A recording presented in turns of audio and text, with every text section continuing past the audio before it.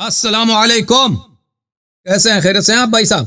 وعلیکم السلام ورحمۃ اللہ وبرکاتہ۔ ٹھیک ہیں آپ؟ خیریت سے ہیں انشاءاللہ؟ صاحب کیا حال ہے؟ ٹھیک ہے، خیریت سے؟ اللہ تعالیٰ کا بڑا احسان ہے، بہت تھینک یو سر۔ شکریہ۔ میں نے کافی 2 ہفتے غیر حاضری کی ہے، میں نے کہا آج حاضری لگا لیں۔ آپ نے مہربانی کی کال کرنے کے، بڑے آپ کا بہت شکریہ، اللہ آپ کو عزت دے۔ آپ کا بہت شکریہ جی، نوازش۔ اچھا، ارے یاری صاحب، اگر آپ کی اجازت سے کچھ گفتگو کرنی تھی، کچھ آپ کے بیانات میں سے بسم اللہ بسم اللہ۔ اجازت ہو تو کوئی اعتراض کر سکتے ہیں؟ بالکل، اعتراض کریں اعتراض کریں۔ میں نے یہ آپ کا ایک گفتگو سنی ہے، اس سے مناظرہ جو ہو رہا تھا مولوی صاحب سے، عبداللطیف تھا اس کا نام۔ عبداللطیف بتا رہے تھے، پتہ نہیں صحیح نام تھا کہ نہیں۔ ہاں، تو اس میں جو ایک نقطہ پوچھنا یہ چاہ رہے تھے کہ جو وعدہ کیا اللہ تعالیٰ نے کہ خلافت کا ایک سوال ہے۔ آپ نے یہ فرمایا ہے نا اپنے کئی بیانات میں کہ جو آپ ان کو اس کو بتا رہے تھے کہ جب اگر وعدہ اللہ تعالیٰ نے خلافت کا کیا ہے، سوری یہ تھوڑا سا موبائل شاید ہل جاتا ہے۔ Okay sir. خلافت کا وعدہ کیا ہے تو حضرت ابو بکر یا حضرت عمر نے ایسے پھر وہ ابو عبیدہ کو خلافت کیوں کہا کہ ان کو بنا لو؟ تو آپ کی تقریر سے تو سر یہ ایک دفعہ آپ نے فرمایا تھا کہ یہ تو حضرت علی رضی اللہ تعالیٰ عنہ علیہ السلام ان کے پاس لوگ گئے تھے تو انہوں نے کیوں پھر کہا تھا کہ میں نہیں بننا چاہتا، انہوں نے ریفیوز کیوں کیا تھا؟ یہ آپ کے بنات سے میں نے سنا ہے، اخذ کیا ہے جی، اس کی دلیل سن لیں اچھی طرح سے۔ یا بالکل صحیح فرما رہے ہیں۔ اس کی بات دلیل یہ ہے، دیکھیں کہ امیر المؤمنین علیہ السلام ایک بڑے فتنے کے دور میں، فتنہ یہ تھا کہ مسلمان مل کر مدینہ منورہ میں، مدینہ الرسول صلی اللہ علیہ وسلم میں، حرم رسول صلی اللہ علیہ وسلم نے اپنے وقت کے خلیفے کو انہوں نے قتل کیا۔ عثمان کا جو قتل ہوا ہے اس کو قتل کسی یہود نصارہ یا کفار کی فوج نے نہیں کیا، اس کو مسلمانوں نے قتل کیا، اور اس میں صحابہ بھی تھے، مہاجرین انصار تھے اس میں، اور اس کو بری طرح کئی دن اس کو پیاسا رکھا، پھر اس کو قتل کیا، پھر اس کو مسلمانوں کے قبرستان میں دفن ہونے نہیں دیا، بڑی بے عزتی۔ وہی لوگ کل انہی لوگوں نے عثمان کے ساتھ بیعت کیا تھا، یہی لوگ جنہوں نے عثمان کے قتل کیا نا، پہلے انہوں نے عثمان کے ساتھ بیعت کی تھی، پھر ان کا اختلاف بناتا ہے عثمان کے ساتھ، جو بھی اختلافات تھے، پھر انہوں نے عثمان کو قتل، اور بہت سارے لوگوں نے عثمان کے ساتھ بیعت کیا تھا لیکن عثمان کا ساتھ نہیں دیا، تو ایسے دیکھتے رہے، خاموش تماشائی بن، عثمان کا قتل ہو۔ تو یہی لوگ اب آئے ہیں کس کے پاس؟ امیر المؤمنین علیہ السلام کے ساتھ بیعت کرنے کے لیے، آپ اس کے ساتھ بیعت کرتے ہیں۔ اور یہ لوگ جو امیر المؤمنین علیہ السلام کے ساتھ بیعت کر رہے تھے، یہ اس لیے بیعت نہیں کر رہے تھے کہ وہ رسول اللہ صلی اللہ علیہ وسلم کی جانب سے منصوص ہیں، وہ اس لیے بیعت کر رہے تھے کہ یہ اچھے آدمی ہیں، یہ نیک آدمی ہیں۔ عثمان نے بیت المال میں فلاں کیا، اب اس کے گورنر بڑے چور تھے، اس کے داماد مروان ابن الحکم جو تھا، اور مصر میں جو اس کا حاکم تھا، عراق میں جو اس کا حاکم تھا، یمن میں جو اس کا حاکم تھا، اس کی جانب سے وہ لوگوں کے بیت المال سے چوری کرتے تھے، عثمان اس کا حساب کتاب نہیں لیتے تھے ان لوگوں کا۔ تو امیر المؤمنین علیہ السلام ایسے آدمی نہیں ہے، یہ بڑے زاہد متقی آدمی ہیں، ان کے ساتھ بیعت کرتے ہیں، یہ ایک جانب سے۔ تو یہ وہی لوگ تھے جنہوں نے اپنے خلیفے کے ساتھ ایک دفعہ بیعت توڑی ہے۔ دوسری جانب سے امیر المؤمنین علیہ السلام کو رسول اللہ صلی اللہ علیہ وسلم نے بتایا تھا کہ آپ میرے بعد قتال کریں گے، کن سے؟ 3 طائفہ سے، ناکثین سے، ناکثین، قاسطین، مارقین سے۔ ناکث کون ہے؟ وہی لوگ ہیں جو آپ کے ساتھ بیعت کر کے آپ کے بیعت کو توڑ دیں گے، ناکث اسی کو بولتے ہیں جو آپ کے بیعت کو توڑ دیں گے۔ وہی ہوا بھی یہی کہ طلحہ زبیر نے بیعت کے مدینے میں جا کے جمل میں مقابلہ کیا، لشکر لے کے آگے۔ تو امیر المؤمنین علیہ السلام کو یہ بخوبی پتہ ہے۔ تو امیر المؤمنین علیہ السلام اس حالات میں وہ اپنی امامت کو نہیں ٹکرا رہے کہ میں اللہ کی جانب سے امام نہیں۔ یہ لوگ جو بیعت کرنے آئے تھے، یہ دنیاوی طور پہ بیعت کرنے کے لیے آئے تھے، نہ کہ کوئی شرعی خلافت جو اللہ منصوص من اللہ ہے۔ یہ شیعہ اثنا عشری تھوڑی تھے کہ ان کی امامت کو منصوص سمجھتے تھے۔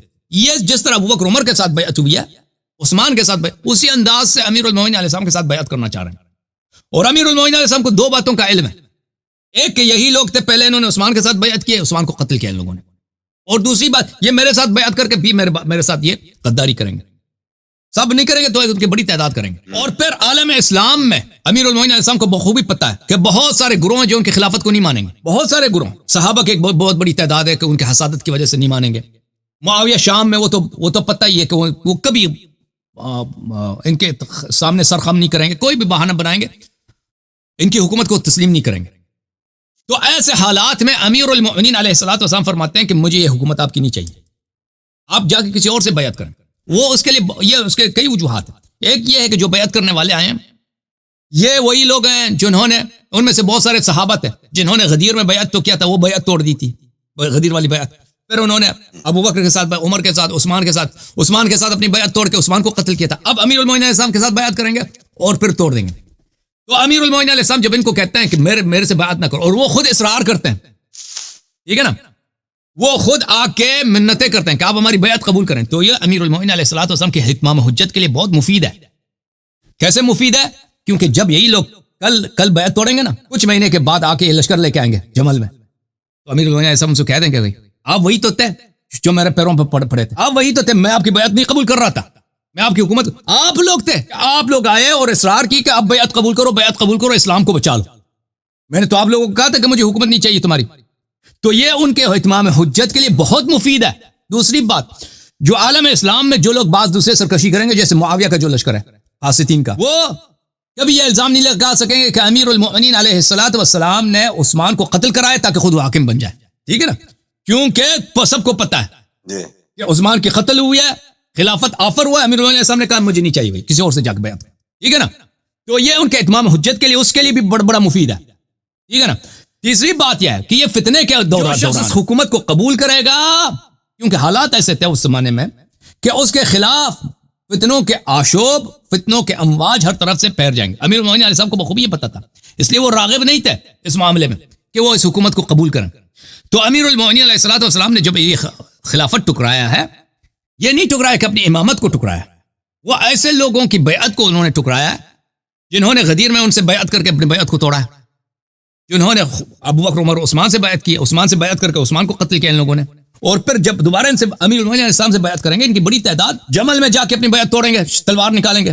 ان میں سے بہت سارے لوگ ایسے ہیں جو پیسے لیں گے, معاویہ سے پیسے لے کر اپنی بیعت توڑیں گے, معاویہ سے جا کے ملیں گے. اور بہت سارے لوگ وہی ہوں گے جو بیعت کر کے خارجی بن جائیں گے, کیونکہ پیغمبر نے بتایا تھا کہ آپ 3 طوائف سے لڑیں گے. ایک ناقصین سے, ناقص میں نے بتا دیا, ناقص وہ ہیں جو بیعت توڑیں گے, قاسطین ہیں معاویہ کا لشکر, اور مارقین خوارج کا. تو امیر المومنین علیہ السلام نے ان پہ اچھی طرح اپنے حجت کا اہتمام کیا تھا, اور یہ مختلف لحاظ سے اس کے حکمتیں بہت زیادہ. تو عرض یہ ہے کہ دیکھیں, امیر المومنین علیہ السلام نے کبھی یہ نہیں کہا کہ میں اللہ کی جانب سے امام نہیں ہوں آپ کا. امیر المومنین علیہ السلام نے ظاہری, دیکھیں امام پیغمبر نبی ہیں, امام ہیں, چاہے حکومت ان کے پاس ہو یا نہ ہو, ہے کہ نہیں بھائی. مسلمان دنیا میں ایک آدمی بھی ہو نا, کوئی مسلمان نہ ہو, امام نبی ہوتا ہے نہیں ہوتا بھائی, ہوتا ہے یا نہیں ہوتا. پیغمبر کے پاس اگر کوئی اطاعت کرنے والا نہ ہو, حکومت نہ ہو, پھر بھی نبی. مکے میں تھے نا, وہ نبی تھے, نبی میں وہ مکے میں ان کی پاور نہیں تھی. اسی طرح امام اللہ کی جانب سے امام ہوتا ہے, چاہے کوئی اس کی اتباع کرے یا نہ کرے, اس سے اس کی امامت پہ فرق نہیں پڑتا. یہ جو ظاہری حکومت ہے, یہ امامت کا جزو نہیں ہے کہ اگر ظاہری حکومت ہے تو وہ خلیفہ ہے. رسول صلی اللہ, خلیفہ سے کیا مراد, جانشین, پیغمبر کا جانشین ہے. اگر ظاہری حکومت نہیں ہے تو وہ اس کی خلافت نہیں ہے. وہ چاہے ظاہری حکومت اس کے پاس ہو یا نہ ہو, وہ نبی صلی اللہ علیہ وسلم کا جانشین اور خلیفہ بلا فصل ہے, چاہے ہو یا نہ ہو. تو امیر المومنین علیہ السلام نے جس چیز کو ٹکرایا ہے وہ ایک ظاہری دنیاوی پوسٹ ہے, ظاہری دنیاوی پوسٹ گورنمنٹ کا پوسٹ ہے, ٹھیک ہے نا. اور وہ بھی میں نے آپ کو بتا دیا کہ کس حالات میں انہوں نے اس کو اتمام حجت کے طور پر, کیونکہ بہت سارے لوگ وہاں پہ بیعت کرنے کے لیے آئے تھے اور قسمیں دے رہے تھے کہ آپ ہماری بیعت قبول کریں, اور وہ وہی لوگ تھے جنہوں نے عثمان سے بیعت کر کے عثمان کو قتل کیا. وہ وہی لوگ تھے جو کچھ ہفتوں کے بعد دوبارہ امیر المومنین علیہ السلام کے خلاف تلوار نکالیں گے. تو ایسے لوگوں سے بڑا مناسب تھا ان کا کام, بڑا حکیمانہ تھا کہ میں آپ کی بیعت قبول نہیں کرتا, اور وہ منتیں کر رہے ہیں کہ بیعت کرو, بیعت قبول کرو, اور آخر میں زبردستی ان سے ان کو بیعت قبول کرایا. اوکے, مزید بولے میں. اچھا جی, ایک آپ کی گفتگو سے اور بیانات سے میں نے اخذ کیا ہے کہ آپ نے ایک سوال کے جواب میں یہ ارشاد فرمایا تھا کہ جو ہمارے پاکستان میں مروجہ انڈیا یا بنگلہ دیش میں یا ہم گریہ کرتے ہیں یا محرم کے دنوں میں ذوالجناح نکالتے ہیں جلوس وغیرہ, جی سر, اور اس میں پھر ماتم کرتے ہیں, تو یہ آپ نے, میں یہ صرف آپ سے یہ دلیل کا مطالبہ کرتا ہوں کہ اس کے بارے, گریہ کے بارے میں تو آپ نے جو فرمایا وہ تو قابل فہم ہے, بالکل ٹھیک ہے کہ رونا یا یہ تو بہت بڑا غم ہے, نو ڈاؤٹ. لیکن یہ جو زنجیر زنی کرنا, اور یہ میرے بیٹے کا طرف سے یہ سوال تھا, ایک دن میرے سے وہ بات کر رہا تھا, میں نے ذکر کیا جب, تو مجھے کہہ رہا تھا ابو کہ ان کی پہلے جب حضرت امام حسین کے بعد علیہ السلام کے بعد یہ کہیں آئمہ نے اس طرح کا کوئی جلوس نکالا، بچہ تھا نا، اس نے سوال اٹھایا. میں نے کہا بیٹا مجھے تو اتنا زیادہ علم نہیں، گریا کے بارے میں رونا یا اس سے بڑا دکھ تکلیف اور کیا ہو. تو پھر اس نے کہا یہ اگر گریا ہے ابو یہ تو ٹھیک ہے کہ چلیں تھوڑا سا ہاتھ کا بھی آپ نے دل میں ایسے مار کے بھی دکھایا کہ چلو یہ بھی ایک کسی حد تک آپ ظلم کے خلاف اپنا احتجاج ہے یہ کہ ظالموں نے اتنا ظلم کیا. لیکن اب اس کے بعد پھر یہ پیٹنا آ گیا، پھر اس کے بعد زنجیریں آ گئی، تلواریں، اور پھر کیا ابھی تو ہمارے پاکستان میں کچھ ایسے لوگوں نے گولیاں ماری اپنے سر میں پیٹ. مجھے سر یہ جو بھی ہے نا، آپ مجھے کوئی حدیث دکھائیں کہ اس طرح کا جو ماتم ہے یا جلوس ہے وہ، کیونکہ آپ دلیل کے بہت، کیونکہ آپ ماشاءاللہ اہل حدیث اخبار علماء میں سے ہیں، علامہ میں سے ہیں، جو قرآن و سنت و حدیث رسول اور ائمہ اطہار معصومین کا کوڈ کرتے ہیں. تو کائنڈلی میں آپ سے یہ خواہش کروں گا، میرا یہ مطالبہ ہے صد احترام، آپ اس بارے میں کوئی ہے، اگر نہیں ہے تو پھر بعد میں دے دیجیے گا، میں پھر اگلے سوال پہ چلا جاتا ہوں. دیکھیں غم میں اہل بیت علیہ السلام کے غم میں اظہار جزا، یہ تو میں نے بار بار، جو لوگ میرے پروگرام کو اکثر دیکھتے ہیں نا ان کو تو میں نے بار بار جواب دیا. اظہار جزا، اظہار بیتابی، یہ تو منسوس ہے، ٹھیک ہے. اور یہ ایک فرعی مسئلہ ہے، یہ فروعات میں ایک مسئلہ ہے نا، کہ مثلا ہم فروعات میں ہے، مثلا جیسے آپ افطار کا ٹائم کس وقت ہوتا ہے، افطار مثلا کس چیز سے کرنا مستحب ہے، اور یہ بھی کوئی واجب تو نہیں ہے کہ آپ سینہ زنی کریں یا زنجیر زنی کریں. یہ ہے کہ بھئی یہ کوئی جائز ہے یا جائز نہیں ہے، مستحسن ہے یا مستحسن نہیں، کوئی واجب.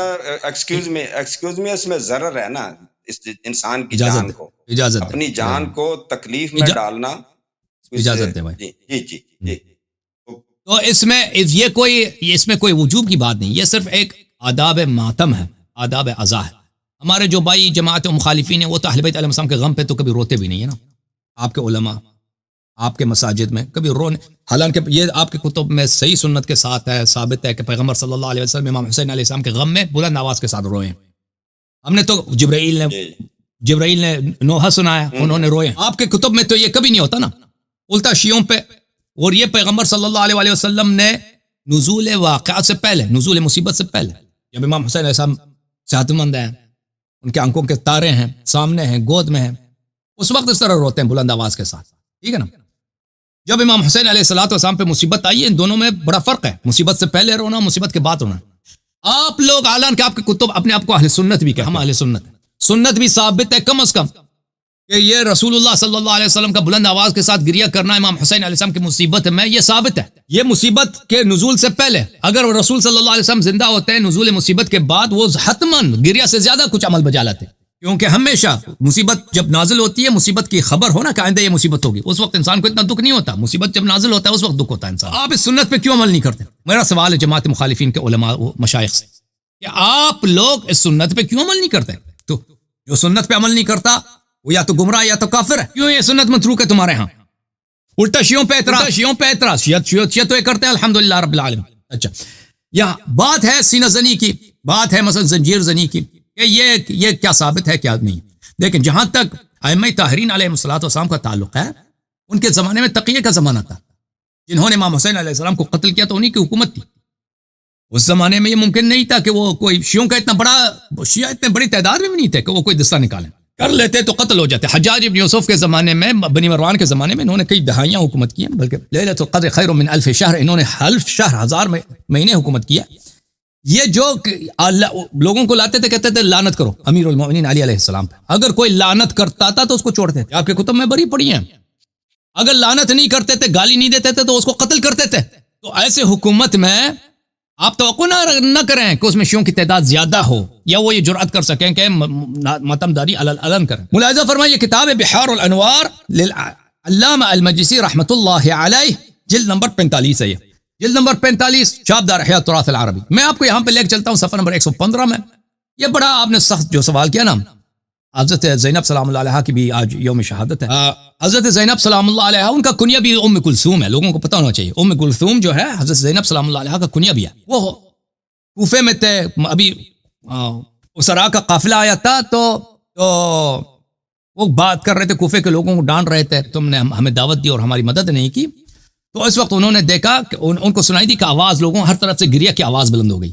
اسی دوران گفتگو آواز کی، گریہ کی آواز اور چیخ و پکار کی آواز بلند ہو گئی. فَإِذَا أَتَوْهُمْ بِرُؤُوسِ يُقَدِّمُهُمْ رَأْسُ الْحُسَيْنِ علیہ السلام. انہوں نے دیکھا کہ ان کے بھائی کا سر آ گیا. زینب سلام اللہ علیہا نے دیکھا کہ ان کے چہیتے بھائی سید الشہداء امام حسین علیہ السلام قرۃ عین النبی صلی اللہ علیہ وسلم کا سر مبارک نیزے بنی امیہ کا لشکر، ان کا سر مبارک، ان کے ساتھ حضرت علی اکبر علیہ السلام کا، حضرت عباس علیہ السلام کا یہ سر آ رہے، لیکن سب سے آگے جو سر ہے امام حسین علیہ السلام وہ رأس زہری قمری، وہ پھول جیسا سر شریف، قمری چاند جیسا سر تھا. اشبہ الخلق برسول اللہ صلی اللہ علیہ وسلم، شبیہ ترین چہرہ تھا امام حسین علیہ السلام کا اپنے نانا کے ساتھ، رسول اللہ صلی اللہ علیہ وسلم. ان کا سر مبارک نیزے پہ، ولحیتہ کسواد السبج، داڑھی بھی ان کی سیاہ تھی. امام حسین علیہ السلام کی شہادت کے وقت عمر ان کی 57 سال تھی. ووجہ دارت قمر طالع والرمح تلعب بها یمینا وشمالا، چہرہ ان کا بالکل چاند کی طرح خوبصورت، شہادت کے بعد بھی اسی طرح چمک رہے ہیں. اور وہ جو ہے ان کا سر نیزے پر ہے. نیزہ وہ جس شخص کے آدمی کے ہاتھ میں نیزہ ہے نا، وہ کبھی دائیں طرف کر رہا ہے اس کو، کبھی بائیں طرف کر رہا ہے. اچھا. فالتفت زینب الی زینب فرأت رأس اخیہا، زینب سلام اللہ علیہا نے منہ کیا، دیکھا ایک دفعہ، دیکھا کہ بھائی کا سر ہے، امام حسین علیہ السلام کا سر اقدس. فنتحت جبینہا بمقدم المحمل، حضرت زینب سلام اللہ علیہا نے اپنے سر مبارک محکم مارا ہے، زور سے مارا ہے. وہ محمل تھا نا، جو اونٹنی سواری جو تھی نا، دختر نبی صلی اللہ علیہ وسلم. یہ مسلمانوں، یہ تمہاری تاریخ ہے. نبی صلی اللہ علیہ وسلم کے اہل بیت کو، ان کی بیٹیوں کو اسیر بنا کے لے کے جا رہے تھے، تو انہوں نے اپنے سر کو محکم مارا ہے. وہاں پہ جو محمل تھا، اونٹنی کا جو زین ہے، اس پہ زور سے مارا ہے. وہ بہت مضبوط لکڑ کی ہوتی ہے. حتی رعینا الدم یخرج من تحت قناعها، ہم نے دیکھا کہ ان کے پردے کے، وہ پردہ تھا چہرے پہ اور قناع تھا اور روپوش تھا، ان کے نیچے سے وہ خون، ہم نے دیکھا کہ بی بی سلام اللہ علیہ کا خون نکل رہا ہے. اس کے علاوہ بھی دلائل ہے میرے پاس. اور پھر ان کے نوحہ انہوں نے پڑھا یہاں پر، یا ہلالا لما استتم کمالا غاله خسف فابدأ غروبا ما توہمت یا شقیق فؤادی كان هذا مقدرا مكتوبا یا اخی فاطم الصغیرة کلمها فقد كاد قلبها ان يذوبا یا اخی قلبك الشفيق علينا ما له قد قسى وصار سليبا يا أخا لو ترى عليا لدى الأسر مع اليتيم لا يطيق وجوبا كلما أوجعوه بالضرب